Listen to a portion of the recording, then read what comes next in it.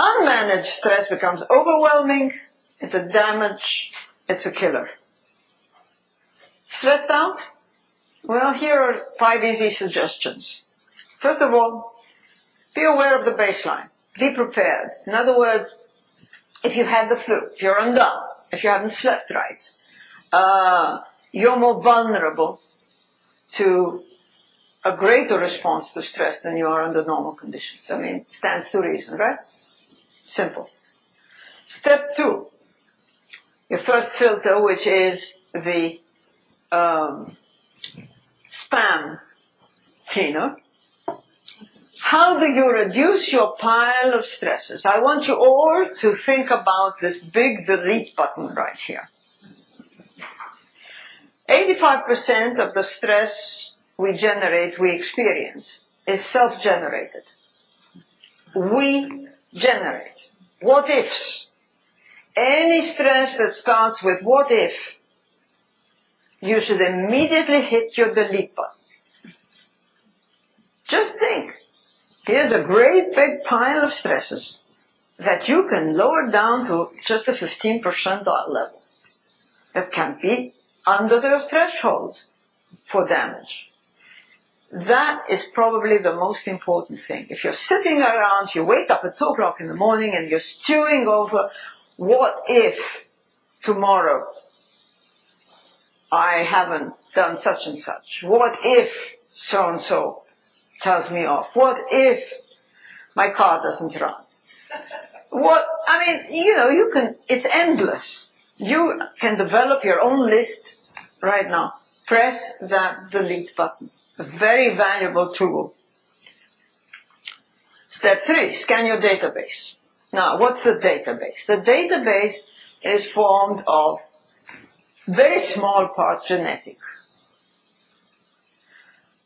A very large part, your development and your upbringing, and the environment in which you developed. Was it a positive, reinforcing, confidence-building environment, or was it a negative, cowering environment? We did a rat study with Professor Levine at Stanford in the early 70s that where all baby rats were separated from their mother, and others were not.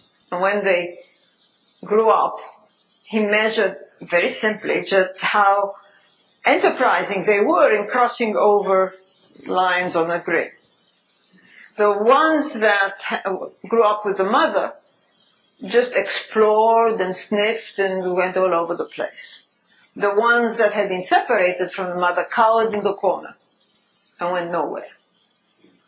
Now, these were not Lockheed employees, they were rats. But the response is the same. It doesn't matter if it's a caveman, modern man, or a rat. So, the database you build, what experiences have you had, and were they positive or negative? If you encountered a situation and you handled it positively, and that information fed back to your database, then the next time that or a similar situation arises, you're more likely to be able to cope with it than to freeze. Now, if you freeze, that feeds back negative information to your database in building it. If you handle it positively, that feeds positive information back to your database. Nothing very, rocket science about this. It is very straightforward. But we do have a database, and each one is different. Allow for recovery time. I said it's how many stresses, how often, and how long. You have your pile of stresses now down to 15%. Okay? But if you could spread them out, then the height of that pile would be lower.